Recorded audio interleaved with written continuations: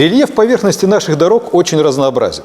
Поэтому столь же разнообразным является спектр посторонних шумов, которыми наполняется салон авто при движении по неровностям. Давайте разберемся с причинами возникновения загадочных и необычных звуков. Сегодня мы не будем касаться стуков, которые исходят от изношенных рулевых тяг и сочленений подвески.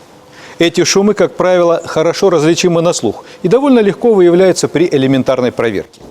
Точно так же несложно определить стуки и грохот, исходящие от изношенных амортизаторов. А вот непонятный дребезг в районе колес может озадачить даже опытного механика. Попробуйте при его появлении левой ногой прижать тормозную педаль, а правой поддерживайте нужную скорость движения. Если притормаживание устраняет лязг, значит, скорее всего, в суппортах брякают колодки. Такое случается, если на них обмякли или же вовсе отсутствуют пружинные пластинки. Смените колодки на нормальные, с хорошими прижимными пластинами, и дребезжание тут же исчезнет. Богатую гамму звуков может издавать металлическая защита картера двигателя. При ослаблении затяжки крепежных болтов на неровностях порой раздается то хруст, то щелчки, то скрип, то визг. Если внизу все проверено, а непонятные звуки по-прежнему есть, снимите защиту, очистите ее от грязи, при необходимости выправьте и вновь как следует закрепите. Запомните, касание защиты и поддона картера недопустимо. В этом случае гул и вибрация в салоне будут особенно сильными. А вот причиной противнейшего скрипа при раскачке передней части, а также при поворотах руля, очень часто является сухая шаровая опора. Вымывание смазки и попадание под чехол грязи, песка и воды провоцирует появление скрипа. Замена изношенной либо просто дефектной детали убирает не только люфт, но и неприятные звуки.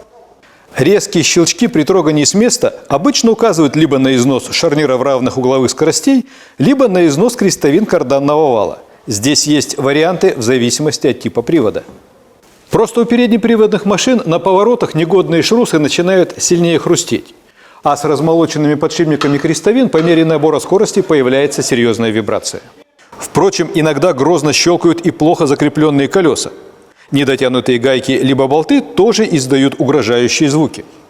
И раз уж мы говорим про сложно диагностируемые шумы, стоит упомянуть про дробный стук где-то над коленями водителя. Именно там, под передней панелью, может стучать опорный подшипник рулевого вала. Похожий стучок издают крестовинки на том же валу. Их состояние можно проверить на ощупь. В завершении краткого рассказа о необычных шумах стоит упомянуть монотонный гул от изношенных подшипников в ступицах колес. По мере выкрашивания шариков либо роликов вместе с разрушением их беговых дорожек гул переходит в рокот. Определить убитый подшипник ступицы можно во время прохождения виражей. С изменением боковой нагрузки на колесо развалившийся подшипник либо усилит свой гул, либо наоборот затихнет. И, безусловно, для верной диагностики по шумам нужно хорошо знать устройство автомобиля. Учитесь слушать и слышать свой автомобиль с тем, чтобы отличать нормальные шумы от критических. Хорошая привычка отслеживать звуковой фон способна предупредить развитие многих серьезных неисправностей.